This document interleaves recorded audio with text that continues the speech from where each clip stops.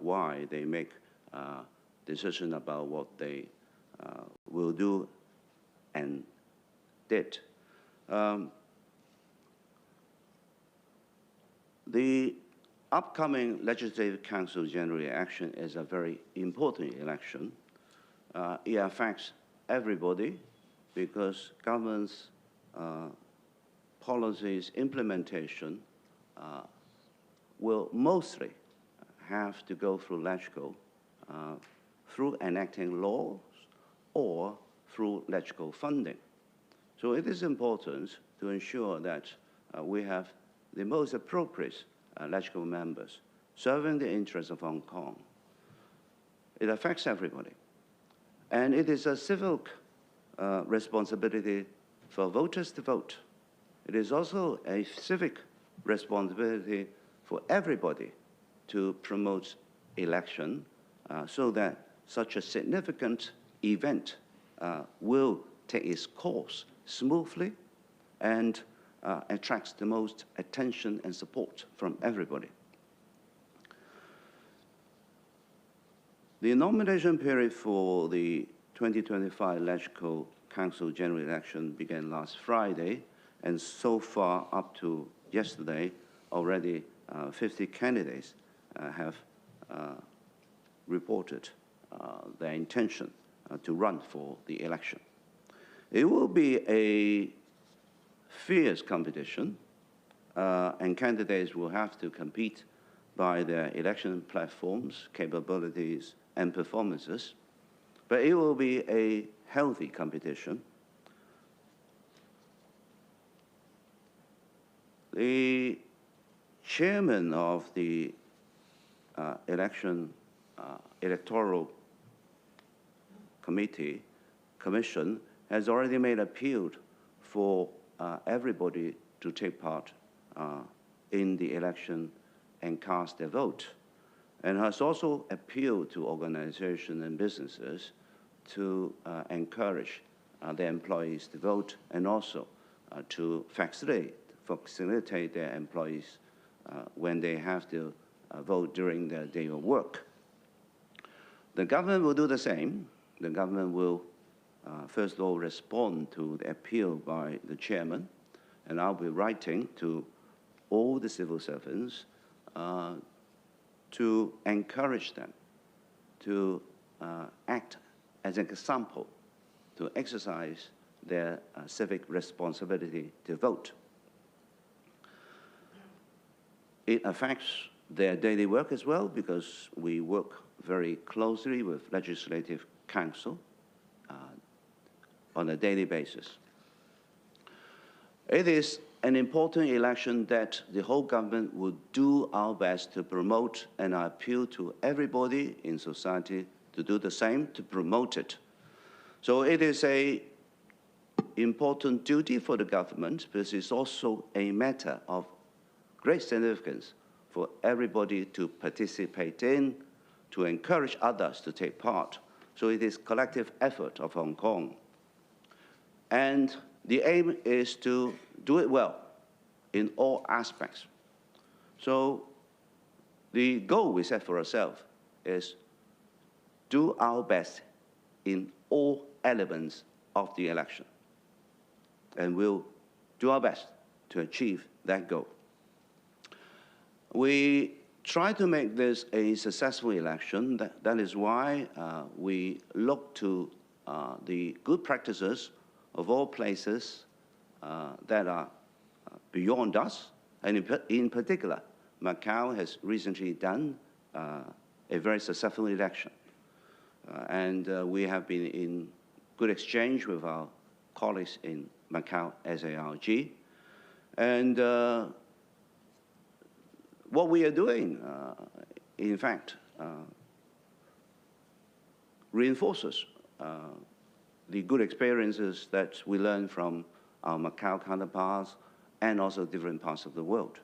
In other words, we have to raise people's awareness, interest, and their understanding of the significance of the election.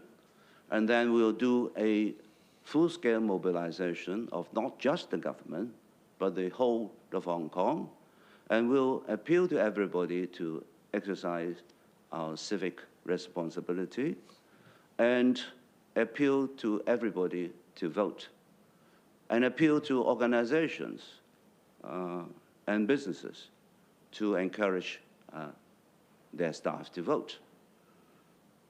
And it is a whole city campaign. The candidates have to work well, and they will have to do their best, and they will have to display to the community, to their voters, that they are the appropriate candidates who should be elected to become a legislative member. So the candidates will have to work hard, the government will work hard, and all society should all join forces to make sure this is a good success. And we'll make that aim our efforts in the run-up to the 7th of December. In respect of the incident in which a cargo plane ran into the sea, causing 2 deaths, I am deeply saddened by the passing away of the 2 security officers in the incident. I extend my deepest condolences and express my profound sympathy to the families. I'm highly concerned about the incident and have instructed the Transport and Logistics Bureau, TLB, to coordinate and take expedited action. First, we will conduct a thorough and investigation to find out the cause of the incident. If there are violations of the laws or regulations, we shall hold the responsible persons accountable. Second, provide full assistance to the families to help them go through the difficult time. And third, ensure all operations comply with international civil aviation safety standards, including airport operations, infrastructure, and the safety of staff and passengers. TLB has been handling the incident fast, and they have immediately met with the Turkish authorities to convey our concerns about the incidents and the wishes of the affected families, and coordinating with the cargo airline company, various organizations and departments for quick response and follow-up management. The salvage work was completed last night, and the north runway has reopened, and now the airport is running as usual. The government is very concerned about the incidents, and we share the family's hope to identify the cause of the accident as soon as possible. We have asked the Air Accident Investigation Authority to conduct an in-depth investigation expeditiously. The authority is now conducting a comprehensive investigation with the scope covering areas such as crew qualifications, flight operations, aircraft systems, maintenance records, and the weather. It will conduct an in-depth analysis of the 2 retrieved black boxes to find out the sequence of the events. Overseas experts will also participate to ensure a professional, objective, and fact-based investigation. A preliminary investigation report is expected to be issued within a month. Aircraft accident investigations are complex investigations involving the aircraft's designers, manufacturers, the relevant airlines, and personnel, encompassing expertise, companies, and individuals from different countries or regions. Based on past experience, the full investigation will take time. But I have already asked the Air Accident Investigation Authority to ascertain the cause of the incident as quickly as possible. The government will provide sufficient resources, and all departments will offer their full support. The police will continue their investigation. Laboratory tests confirmed that all crew members tested negative for alcohol and drugs. The police will further study the findings of the Air Accident Investigation Authority's inquiry to determine the direction of the police investigation. Regarding the aircraft and crew involved, the crew members involved have been staying in Hong Kong since the incident. The Turkish authorities have pledged their commitment to coordinate the cargo airline company and relevant personnel to cooperate with the related work and the investigation. Concurrently, the Turkish authorities have assisted in arranging for representatives of the involved airline company to meet with the affected families last Friday. The company expressed condolences to the families and indicated an ex gratia relief payment will be provided. We will do our best to assist in the investigation, and our aim is to finish it as expeditiously as possible. Thank you. 好，最後一條提問。咁右手邊最尾嗰行黑色衫個男記者，唔該。特首你好，HoyTV 嘅。首先咧想請教兩方面問題啦。第一方面咧就係關於機恐肯亞熱嘅，即係見到咧而家本地個案都多咗啦，即係其實政府內部評估咧嗰個爆發風險高唔高咧，會唔會繼續咧？即係其實而家加強滅蚊係咪已經足以去處理呢一個有可能爆發嘅情況咧？會唔會有一啲嘅指標可能喺學校出現爆發嘅時候，因為見到有職員係有一位感染嘅係一啲學校嘅職員啦，咁即係其實會唔會話學校出現一啲疑似爆發，可能有幾多宗個案，咁就會有一個停課嘅打算，有冇一個咁嘅指標喺度咧？咁另外會唔會都評估其他區都會唔會有本地個案嘅出現啊？咁樣政府點樣應對咧？第二個問題都係想跟進翻貨機墮海嘅事件。咁其實即係而家個調查嘅進度係去到邊度咧？即係黑盒就已經攞翻出嚟啦。咁而家嗰個調查啊，攞翻入面啲資料咧，其實嗰個有結果未咧？進度去到邊咧？咁到底係即係涉及機件嘅故障啊，還是係人為嘅疏忽咧？咁樣咁都有啲意見擔心，如果機組人員萬一離開咗香港嘅話咧，追查都有啲難度。其實現行嘅制度會點樣去規管？係咪會即係會點樣去追究翻佢哋嘅責任咧？萬一如果真係涉及到佢哋嘅問題嘅話，唔該。喺星期日我哋錄得第一宗機恐肯亞熱嘅本地個案，而喺昨日咧亦都新增咗3宗，包括2宗輸入個案，同埋1宗感染嘅源頭咧係有待確認嘅個案。機恐肯亞熱唔係人傳人嘅一種病症，一般嚟講係會痊癒嘅。佢係經過蚊係針咗一個被感染嘅人，而再針另一個人，而令到第2位人可能感染。咁所以佢係唔會人傳人。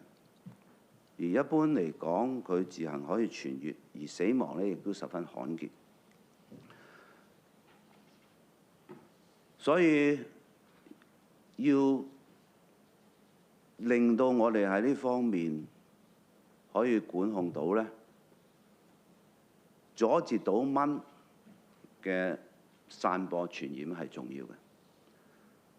所以首要任務就係要滅蚊，同埋咧讓到市民咧係知道點樣去防範到自己減低受蚊針而後可能感染呢個病症嘅風險。所以第一定要加強滅蚊同埋防蚊。環境及生態局昨日已經開咗督導委員會，指導各個部門喺自己嘅範疇裏邊加強滅蚊防蚊。環境局局長昨日亦都去咗黃大仙、鳳德村同埋附近一帶咧，去考察同埋指導滅蚊工作。而食環署喺患者居住嘅附近250米範圍，特別係樹木茂盛嘅地方，進行咗密集式嘅霧化處理，去殺蚊、滅蚊，亦都清理積水。我哋都要留意到特別留意一啲學校、長者同埋幼兒設施，去提醒同埋協助佢哋滅蚊。亦都會巡查一啲高風險嘅地點，例如地盤。所以大家喺呢方面呢，都要做好滅蚊、防蚊嘅工作。另外就係即時了解同埋跟進區內嘅居民健康情況。衛生防護中心同埋關愛隊已經係聯絡咗當區嘅8000戶居民，進行問卷調查。中心呢已經喺當區嘅商場呢設立醫護站，為居民作評估，並且呢係為居民去辦一啲教育講座。我哋所舉辦嘅一啲網上講座呢，參加嘅人士有睇網上講座呢，亦都非常熱烈。淨係喺我哋舉行咗之後呢，都有4000幾個人去喺網上聽我呢個講座。事實上，政府一向呢都係做緊滅蚊嘅工程。喺過去呢，我哋亦都喺2018年曾經有登革熱傳染個案嘅上升數字嘅，但係就因為政府同埋各界呢，大家都努力滅蚊、防蚊、清除積水、清除垃圾等等，令到呢蚊呢嘅滋生機會呢係盡量減少呢。我哋係成功喺2018年當時嘅登革熱症狀去上升嘅時候呢，打斷咗佢嘅傳播鏈，咁啊從而呢係大家就控制到當時嘅情況嘅。咁所以最重要呢，大家都係滅蚊防蚊，同埋保護自己，盡量減低感染嘅風險。呢方面呢，我哋係會努力做，但係亦都希望每個人都參與，去令到呢呢方面蚊患嘅嘢呢係減少最多，防範蚊喺呢方面傳染呢一個病嘅風險。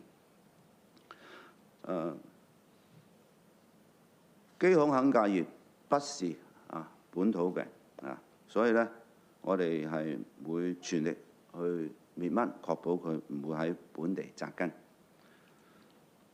另外呢，有關於貨機墮海嘅事件啦，我對喺事件中2名保安人員不幸身故感到痛心，表示深切哀悼，亦都向佢哋嘅家人致以深切慰問。我高度關注事件，已經指示咗運輸及物流局去全面統籌同埋迅速處理，特別係3方面嘅跟進。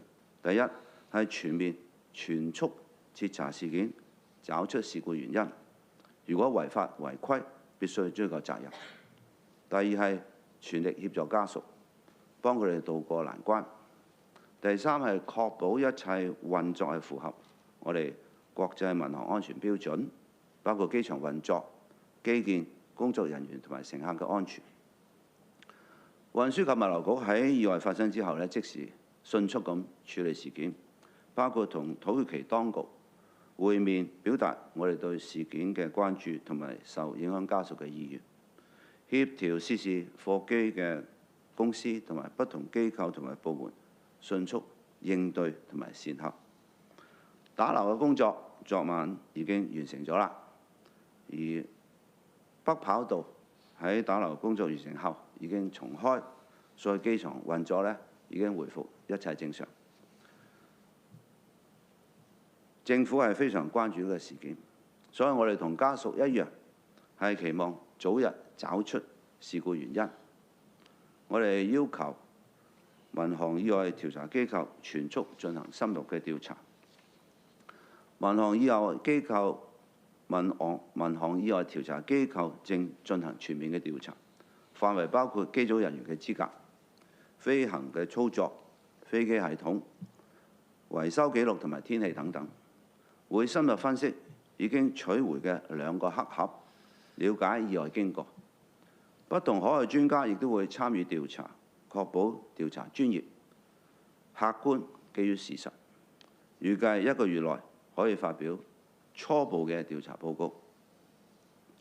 但係飛機事故嘅全面調查係複雜嘅，涉及飛機嘅設計者、製造者、相關航空公司同埋人員，涵蓋不同國家同埋地方嘅專業公司同埋人員。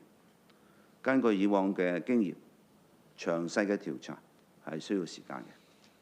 但係我哋都已經要求咗民航意外調查機構呢係盡速找出原因。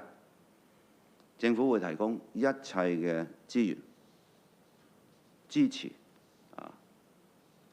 調查機構盡快完成工作。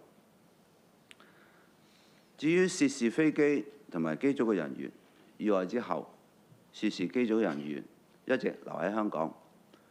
土耳其當局承諾全力協調涉事航空公司同埋相關人員，配合調查工作。同時，土耳其當局協助安排涉事航空公司代表上星期同家屬會面。公司向家屬表達慰問，並表示會提供引述金。政府亦都繼續調查事件。化驗之後，確認咗全部機組人員對酒精同埋驗毒化驗嘅驗測都係陰性。警方會進一步研究民航意外調查機構嘅調查，以判斷警方嘅調查方向。我哋嘅目標係盡快完成調查工作，查找原因，除咗防範事故再發生。如果有任何人違法違規，我哋會依法追究。多謝大家。好，今日會見傳媒麥至到呢度，唔該晒咁多位。